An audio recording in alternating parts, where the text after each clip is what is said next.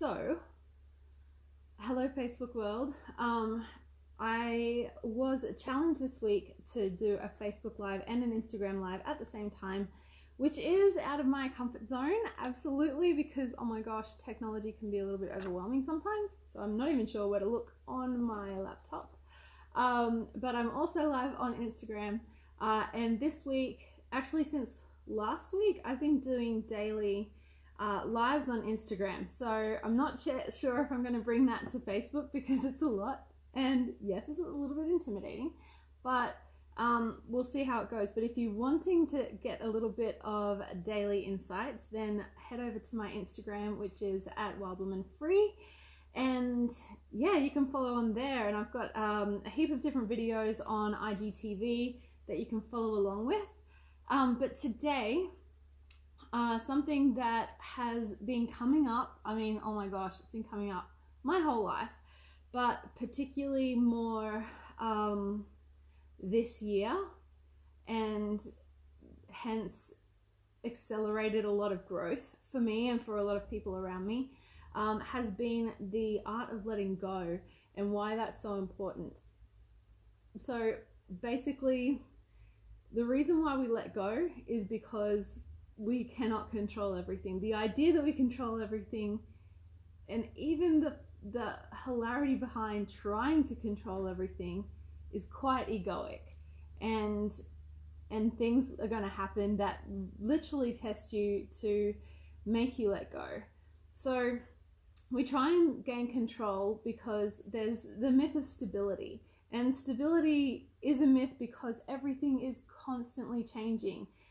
There is the principle of impermanence. So everything in life is not going to be exactly the same as it is now, and everything's going to continue to change. So we need to sort of become, instead of focusing on creating stability, we need to focus on creating ability, which is where resilience comes in. It's where building skills and doing a lot of healing and coaching and mentoring, and like having those coaches and mentors really come into play, is so that you can start to strengthen that ability muscle, so that every time things do change, or even before things change, you can start to level up and strengthen your ability instead of focusing on trying to keep everything the same, which is not going to happen. So it's like the idea of getting, oh sorry, I've got an itchy eye. It's like the idea of getting pulled along down rapids. Now, it is so much harder to fight to stay in the same place than it is to let go and to learn how to ride the rapids safely, instead of just fighting it and getting pushed and banged around and hurting yourself more. So there is a way to ride with it and even enjoy it, and there is also a way to fight it. So where letting go comes into all of this, even though, oh my gosh, I'm going to just move my hair out of my face because that's annoying me. Even though we strengthen this ability muscle that we have, even though we become more capable, we become a lot stronger, we're able to weather a lot of storms, there's still going to be things that are going to throw us off. And that's where letting go comes in. And even though we become really capable, we also fall back into old habits of anxiety and insecurity and uncertainty. And there is so much comfort in knowing the outcomes of things, but we also need this element of suspense and unsurety in our lives, because that actually adds to the texture of our lives. It actually helps us to feel a lot more fulfilled. If everything was sure and we knew exactly how everything would work out, it actually wouldn't be very fulfilling. So it's one of the 4 deep components, and I can't remember all 4 of them, and that's just going to get me so sidetracked. But every time this anxiety comes up, or this wanting to know what's going to happen, or wanting to find that surety and that stability, learning how to let go can really help alleviate a lot of pain, a lot of stress, a lot of that anxiety. And in actual fact, it can bring out positive outcomes a lot quicker to you. So I'll explain what all of that looks like. Basically, when we look to let go, we're looking to surrender, we're looking to allow basically the process of letting go is allowing energy to flow. Anytime that you are stifled and stuck and holding on, your energy isn't flowing. So that way it's actually blocking things from coming through to you. Whereas if you let go, you start to allow a lot of things to flow naturally, and it also gives the universe a lot more ability to bring more into your life. You think about a hand that's closed. I'm actually wondering, okay, it's not blocking. Think about a hand that's closed, it can't receive. But if you think about hands that are open, they are more able to receive. Now, holding on and feeling attached and growing this attachment, it's going to make it so much more difficult for you to receive all of the amazing things that the universe has in store for you.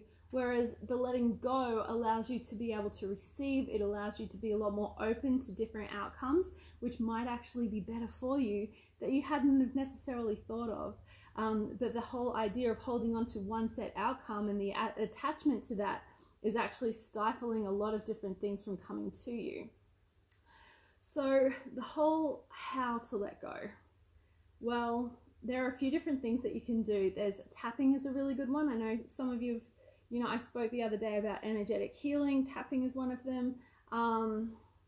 A really good one. I actually, if I'm feeling really stressed and nervous, I'll just find one point to tap and I'll go through and just say, okay, I'm feeling really nervous about this. I probably shouldn't be really nervous because I know that everything works out well, but this is just how I'm feeling, and honoring where you're at, and then just expressing a desire to release more and to let go more and surrender. Something else is meditation, just sitting with the feelings and then allowing them to go. Another one is breath work, which is incredible. I've found so much peace in breath work, because what it does is when you start to get anxious, you start breathing from here, from your chest, and you just, like you're not really oxygenating your blood very well, so your brain's not really thinking, and you're not really syncing your mind and your body. But when you start to belly breathe, and something that I really like is, I think it's called Calm Mind Co. I went to one of their, an in-person workshop at, what's it called? On the weekend, I went there, and they talked about cohesive breathing, which is a fantastic word for it, because it really starts to bring cohesion from the mind to the body, which is really grounding. So instead of being stuck in your mind, or instead of like starting to feel all of those anxious feelings coming up in your body, it starts to bring cohesion through both. And that's done by evening the in-breath with the out-breath. So 3 breaths in, 3 seconds out. Or 4 seconds in, 4 seconds out. So that's a really good one. And head over to Calm Mind Co. if you want to check them out. They're amazing. The other thing that I am a huge fan of is journaling, and I speak about it a lot. And one of the things, particularly with letting go, that I like to journal on is, first I want to make sure that the feelings that I'm holding are out, and if there's any, like if I need to draw awareness to where they're coming from, then I like to be able to do that.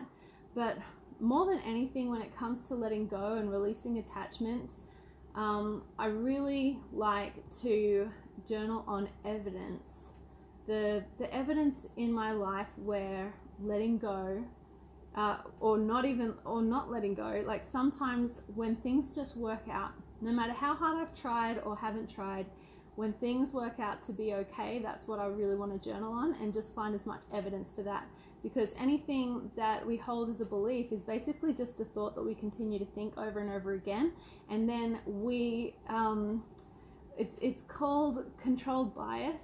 When we have a belief, we keep on looking to affirm that belief, and we keep looking for the evidence of that belief. So what I like to do is look for the evidence of the beliefs that I want to have in my life, and that way it's easier to let go of old limiting beliefs, and it's so much easier to create these new beliefs. So when it comes to letting go, I really like to find the evidence of when, without my control, everything has worked out to be amazing. So those are some of the things that I personally have found a lot of peace through. And yeah, I really hope this helped. So I'm now going to try and close off these lives from Facebook and from Instagram. I'm going to get back to my mentor and say that yes, that was uncomfortable, but I let go of the outcome and I hope it went well.